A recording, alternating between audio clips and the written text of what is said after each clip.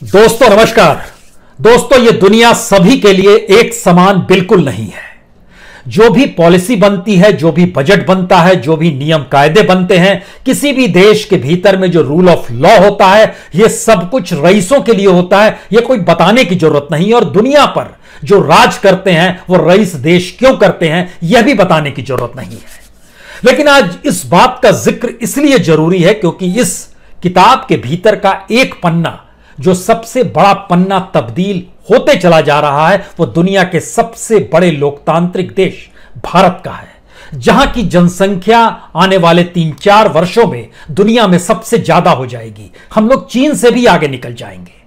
और इतनी बड़ी दुनिया के भीतर में इतने बड़े लोकतांत्रिक देश के लोगों का अनूठा सच यह है कि यहां पर भी जो बीते 6 बरस में जिन पॉलिसियों को रफ्तार दी गई है, जिस इकोनॉमी को रफ्तार दी गई है, जिस डेवलपमेंट की डेफिनेशन को रफ्तार दी गई है, उसमें इस देश का गरीब गुरबा किसान मजदूर कहीं फिट नहीं बैठता है। उसके लिए कुछ है ही नहीं। इसीलिए आज भारत के भीतर को सच जानने से पहले दुनिया का मानचित्र पर एक उसका सच जान लीजिए, क्योंकि दुनिया के भीतर में जो भी परिभाषा डेवलपमेंट को लेकर खड़ी की जाती है, चाहे वो G7 हो, चाहे G20 हो, चाहे मौजूदा वक्त में ब्रिक्स बन गया हो, या जितने भी डेवलपिंग कंट्रीज जो यूनाइटेड नेशन के जरिए दुनिया पर अपने वीटो पावर के जरिए रूल करते हैं, उसका सच क्या है? उसका सच यह है कि जो भी पैसा खर्च किया जाता है डेवलपमेंट के नाम पर, लोगों की सुरक्षा के लिए, लोगों को रोजगार देने के लिए, इंडस्ट्रियलाइजेशन के लिए, प्रोडक्शन के लिए, एक्सपोर्ट इंपोर्ट के लिए, उस पूरे खांचे में गरीब की मौत ज्यादा से ज्यादा क्यों होती है? आर्थिक नुकसान उसी का क्यों होता है? एक देश से छोड़कर दूसरे देश जाने की परिस्थितियों में वो क्यों आ जाता है? इसका एक छोटा सा डाटा पहले आप सुन लीजिए, क्योंकि 20वीं सदी के आखिर में यानी 1980 से लेकर सन 2000 तक और 21वीं सदी की शुरुआत 20 साल 2000 से लेकर 2020 तक जो पैसा खर्च किया गया इंफ्रास्ट्रक्चर डेवलपमेंट के नाम पर पूरी दुनिया में 1980 से लेकर 2000 तक, उसके रिफ्लेक्शंस यही थे कि आने वाले वक्त में लोगों की मौत कम होगी, लोगों का आर्थिक नुकसान कम होगा, लोग कम प्रभावित होंगे। यानी जो भी प्राकृतिक आपदा आती है, डिजास्टर होता है, या मौजूदा वक्त में जो महामारी भी आई है उससे भी जो निपटना होगा, उनके लिए एक अनुकूल मेडिकल सिचुएशन तक रहेगी। दुनिया में हर बात हर वजह से इन बातों का जिक्र यूनाइटेड नेशन तक में किया गया। लेकिन पहले सच क्या है? सच यह है कि 1980 से सन 2000 तक दुनिया भर में जो प्राकृतिक डिजास्टर जो रिकॉर्डेड है उसके जरिए जो मौत हुई उसकी तादाद 11,90,000 है। और 21वीं सदी में यह बढ़कर 12,30,000 हो गई और बढ़ गई। आपके जहन में आएगा जनसंख्या भी तो बढ़ गई। एक हिस्सा यह है। दूसरा हिस्सा है कि जो रिकॉर्डेड डिजास्टर था वह भी संख्या उसकी बढ़ी। पिछले 20 बरस में लगभग 4,200 थे। इस 20 बरस में यानी 21वीं सदी में यह 7,300 हो गए, जिसमें मानव निर्मित प्राकृतिक आपदाएं जो थी वो कहीं ज्यादा थी। यह डिजास्टर खनन के क्षेत्र में था, यह डिजास्टर इंडस्ट्री किसी इंडस्ट्री से न्यूक्लियर के रिसाव को लेकर था, यह डिजास्टर अलग अलग जरिए से था। और इसके जरिए जो प्रभावित संपत्तियां थी या लोग थे, लोग अगर पिछले 20 बरस में यानी 20वीं सदी में अगर 30 लाख लोग प्रभावित हुए तो 21वीं सदी में 40 लाख लोग प्रभावित हुए। और जो संपत्ति का नुकसान है $1.63 ट्रिलियन 1980 से 2000 तक, और इस वक्त मौजूदा वक्त में 21वीं सदी में यह बढ़कर डबल से ज्यादा हो गया, $2.97 ट्रिलियन यह पहुंच गया। सवाल है कि पूरी दुनिया में अगर रईसों के जरिए सोच पे काम हो रहा है तो क्या भारत भी अब उसी सोच का गुलाम हो चला है? यकीन जानिए, जिस जिक्र हमने दुनिया का किया, भारत की पूरी इकोनॉमी और पूरी की पूरी पॉलिसी डिसीजंस मौजूदा वक्त में जो मोदी सरकार ले रही है वो ना तो इस देश के किसानों के हित में है, ना मजदूरों के हित में है, ना इंडस्ट्रीज के हित में है, ना कॉरपोरेट के हित में है, ना इस देश के खनिज संसाधनों को सुरक्षित रखने के हित में है, ना पीएसयूज यानी पब्लिक सेक्टर जो गवर्नमेंट के हिस्सेदारी में आता है कि उसको चलाना है उसके हित में है। और एक ऐसा खांचा क्रिएट किया गया है जिससे आईएमएफ खुश हो जाए, वर्ल्ड बैंक खुश हो जाए, दुनिया के वो तमाम देश खुश हो जाए जिनको अपना माल भारत के बाजार में डंप करना है। ये एक कैसी इकोनॉमी है, आज जरा इसके बेसिक एस्पेक्ट को इसलिए समझ लीजिए क्योंकि बीते 6 बरस का असल सच यह है कि हम लोगों ने जितना कमाया है उससे ज्यादा कर्ज में लगातार हम डूबते चले जा रहे हैं। यानी कर्ज ज्यादा लिया है, कमाया कम है। इस देश के भीतर में भूख ज्यादा तेजी से बढ़ी है, बेरोजगारी ज्यादा तेजी से बढ़ी है। दुनिया में एक लिहाज से अव्वल नंबर 1 की दिशा में हम भूख के क्षेत्र में हैं, बेरोजगारी के क्षेत्र में है, और कर्ज भी लगातार हम पर बढ़ते जा रहा है। कमाई हमारी कम होते जा रही है, इसीलिए बांग्लादेश सरीखा देश भी हमें पछाड़ देता है। इन्हीं 6 बरस में क्यों, आपके जहन में होगा पहले क्या ऐसे नहीं हो रहा था? यह सवाल जायज है, होना चाहिए, लेकिन जब आप तुलना करना शुरू करेंगे दुनिया के इंडेक्स में, तब आपको जानकारी मिलेगी हम लगातार भूख के क्षेत्र में, बेरोजगारी के क्षेत्र में, कर्ज को लेकर, कमाई को लेकर इसी दौर में नीचे आ गए हैं। तो बात आज शुरू हमको लगता है इसी बात से करनी चाहिए कि हम लोगों को ऊपर जो कर्ज था, हमको लगता है एक इंडेक्स ले 2014 में जब मोदी सरकार आई थी, मनमोहन सरकार जा रही थी, 2014 में भारत के ऊपर जो कर्ज था वह 53.11 लाख करोड़, यानी राउंड फिगर में लाइएगा तो 53 लाख करोड़ का कर्ज था। 2019 में यह बढ़कर 91 लाख करोड़ हो गया। राउंड फिगर में थोड़ा ज्यादा है, 91 लाख करोड़ हो गया, यानी 37.9 लाख करोड़ रुपया बढ़ गया, यानी 71% हमारे ऊपर कर्ज बढ़ गया। दूसरा हिस्सा आता है कि जो नेशनल डेब्ट पर कैपिटा है, यानी हमारे ऊपर कर्ज कितना है प्रति व्यक्ति। इसको समझने से पहले कमाई पर आ जाते हैं। 2014 में भारत की जो कमाई थी वह $1,574 थी। रुपए में कन्वर्ट कीजिएगा अगर आज की तारीख में तो यह लगभग 1,15,462 रुपए हो कहता है। 2020 में यह बढ़कर 1,817 हुआ, यानी बढ़ा कितना, $1,574 से बढ़कर $1,877 2020 में हुआ। 6 साल में इतना ही बढ़ा है, यानी रुपए में कन्वर्ट कीजिएगा तो 2014 में 1,15,000 था, जो बढ़कर 1,37,000 अभी हो गया है। कोई दिक्कत नहीं है। अब यह सवाल है कि हमारे ऊपर जो कर्ज बढ़ रहा है वो 60% की रफ्तार से, जो कमाई हो रही है वो सिर्फ 30% की रफ्तार से। तो जो हमारे ऊपर कर्ज है वह 41,200 रुपए 2014 में था, 2019 में बढ़कर यह 68,400 हो गया, और 2020 में बढ़कर यह लगभग 70,000 हो गया है प्रति व्यक्ति। हम बता रहे हैं जीडीपी के लिहाज से जो कर्ज होता है। अब इसकी दूसरी स्थिति है कि इसको और सरलता से समझना चाहते हैं तो 2014 में जब आप 1 रुपया कमाते थे तो उसमें 43 पैसा कर्ज का रहता था। आज की तारीख में जब आप 1 रुपया कमाते हैं तो 50 पैसे से ज्यादा कर्ज का रहता है।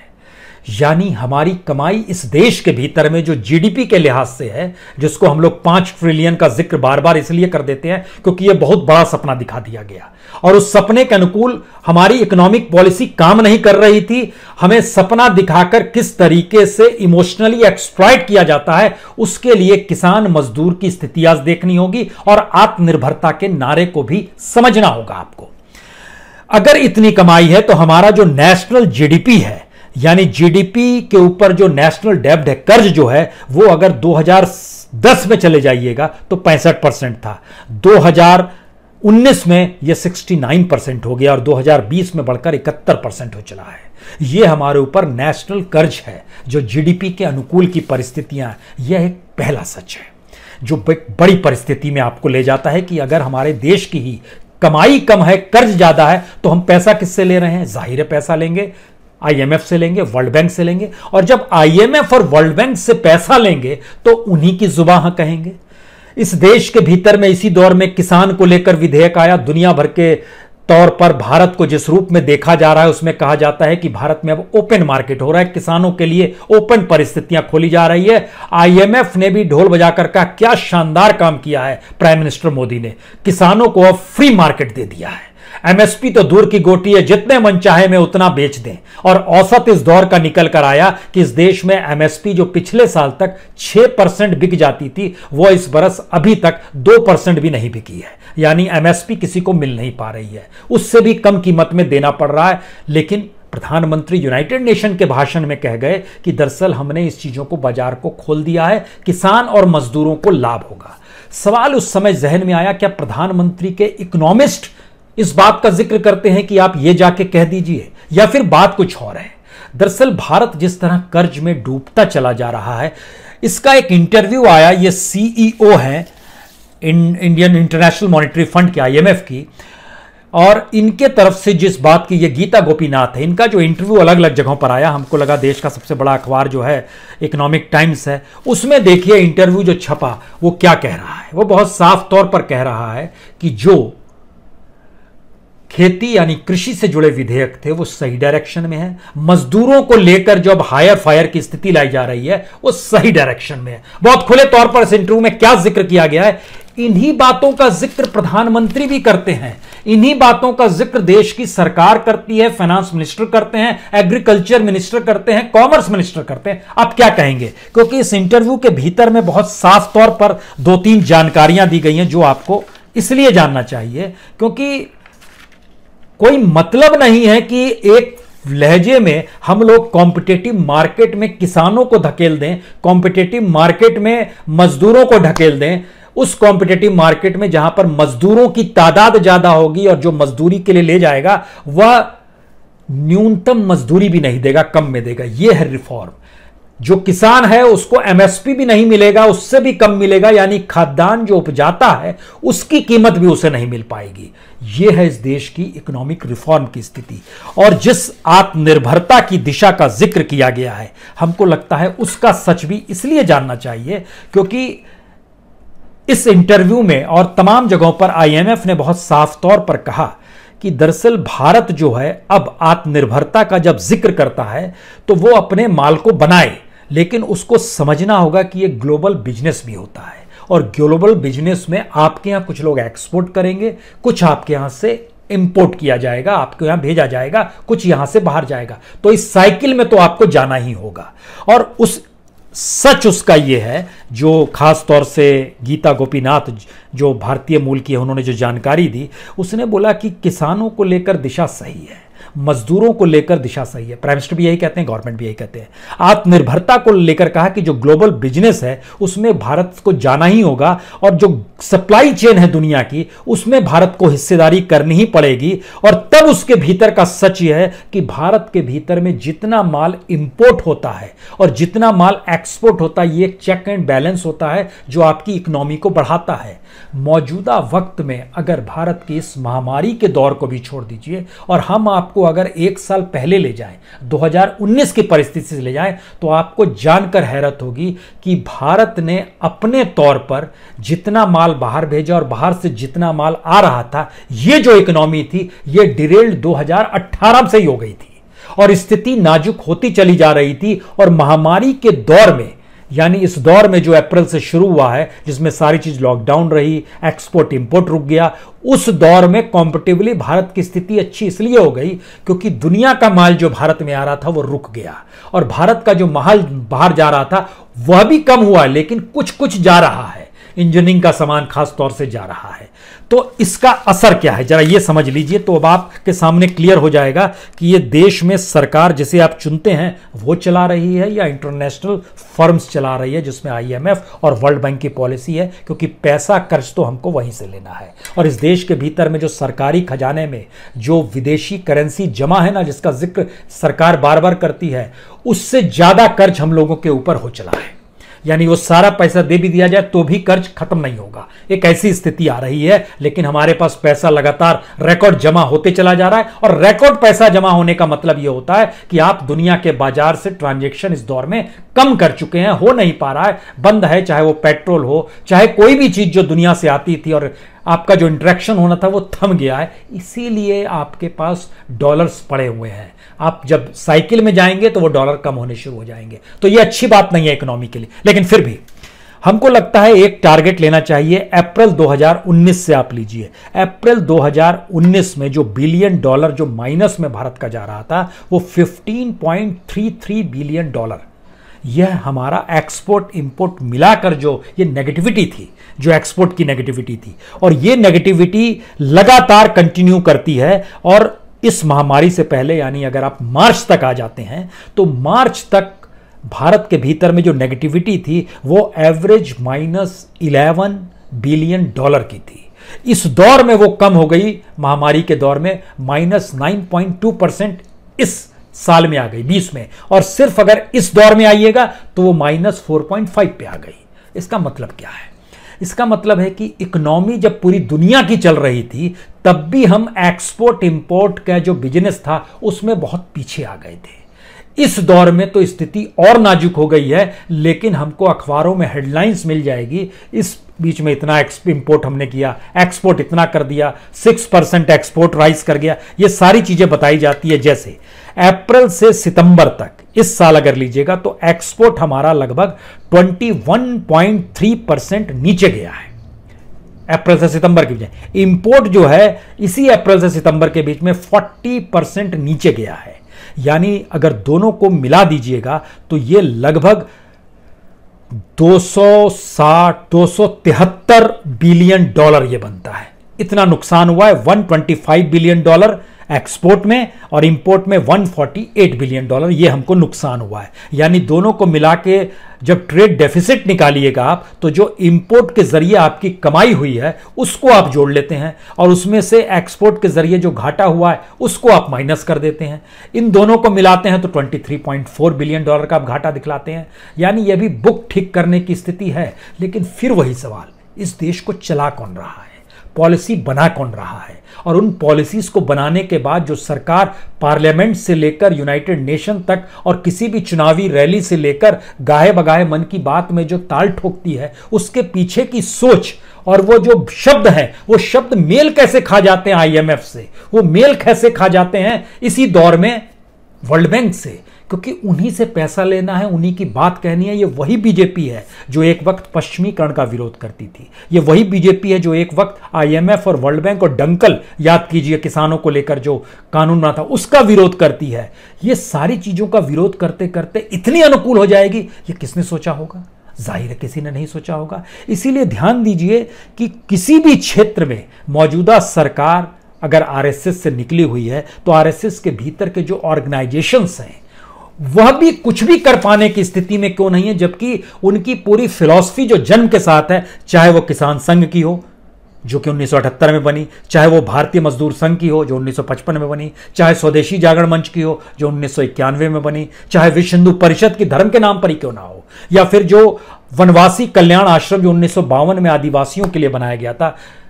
किसी भी क्षेत्र में देखिएगा तो सारी चीजें हवाले की जा रही है कॉरपोरेट के, खनन के लूट की परिस्थितियां में। उसी रूप में कॉल ब्लॉक सामने आ रहे हैं जो दिए जा रहे हैं। यानी इंटरनेशनल इन्वेस्टर्स को देश में लाने के लिए इस देश को ही गिरवी कैसे रखा जाए, और यह कानून इस तरीके से बनाया जाता है, चाहे वो पर्यावरण के क्षेत्र में हो या किसी लाइसेंसिंग के क्षेत्र में हो, और उसके बाद ताल ठोका जाता है हमने इतने कानून खत्म कर दिए। वो लाल किले के प्राचीर से भी कहा जाता है और पार्लियामेंट में भी कहा जाता है। लेकिन इन कानूनों को खत्म करने से लाभ किसे हुआ? आईएमएफ की नीतियों का हुआ, वर्ल्ड बैंक की नीतियों का हुआ, इंटरनेशनल कंट्रीज जो कि विकसित देश है उनको हुआ। भारत जैसे देश के भीतर में ना तो यहां कोई फल फूल पाएगा, उसको फलने फूलने के लिए किसी इंटरनेशनल कंपनी के साथ जुड़ना होगा, उसके जरिए इन्वेस्टमेंट का रूट तय करना होगा, उसके लिए रेड कारपेट यहां पर बिछी हुई है, उसके जरिए अंतर्राष्ट्रीय बाजार में माल बेचा जाएगा और वह कुछ चीजों के लाइसेंसिंग भारत की कंपनी को दे देगा, वो यहां पर उपजाएंगे और हम लोग कहेंगे हम आत्मनिर्भर हो गए। ये गजब की सोच है। यह इतनी खतरनाक सोच की दिशा में बढ़ चुके हैं जिसमें यह एक नए तरीके की गुलामी है। और इस गुलाम परिस्थितियों का आखिरी सच यह है कि दुनिया के 107 देशों में भारत का नंबर भूख के क्षेत्र में 94th पर आ गया है। यानी ऐसे देशों की तुलना में हम आकर खड़े हो गए हैं जहां की इकोनॉमी काम ही नहीं करती है, चंद हथेलियों में जहां की पूंजी रोकती है। डेमोक्रेसी तो दूर की बात है, भूखमरी और मुफलिसी में वो देश जीते हैं। भारत उन देशों की कतार में आ गया है। बेरोजगारी के क्षेत्र में दुनिया में भारत अव्वल नंबर पर आ चुका है।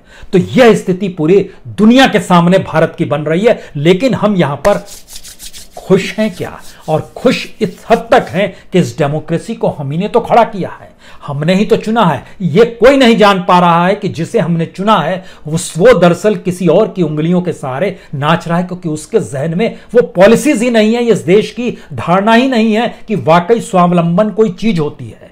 कुछ नहीं, सारी चीजें खत्म कर दीजिए और उसके बाद उसकी गुलामी कीजिए जो आपको पूंजी दे दे। यह स्थिति देश के भीतर सत्ता को लेकर है और सत्ता इंटरनेशनल मार्केट और इंटरनेशनल ऑर्गेनाइजेशंस के मातहत काम करते हुए नजर आ रही है। ये सोचिए जरूर। बहुत बहुत शुक्रिया, बहुत बहुत शुक्रिया।